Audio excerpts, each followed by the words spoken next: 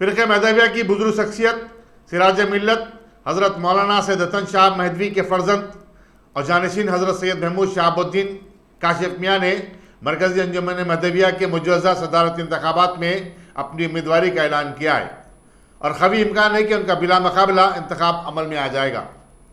आज बाद नमाज जुमा मस्जिद मौलवी साहब चंचलगुड़े में इस ऐलान पर उनके मुरीदीन और मुतक़िदीन में खुशी की लहर दौड़ गई। सैकड़ों लोगों ने काशिफ मियाँ की गुलपोशी की और उन्हें पेशगी मुबारकबाद दी।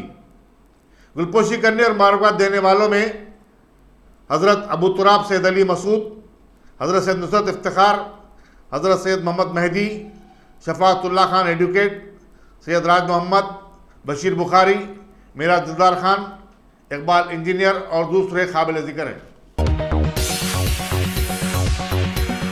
ये छोटा सा इन्वेस्टमेंट आपका और आपके बच्चों का मुस्तकबिल बदल सकता है। आज ही तशरीफ लाएं और A1 टाउनशिप के इस प्रोजेक्ट से फायदा उठाएं। Office at pillar number 235 opposite fisheries department, Rajendra Nagar, Hyderabad.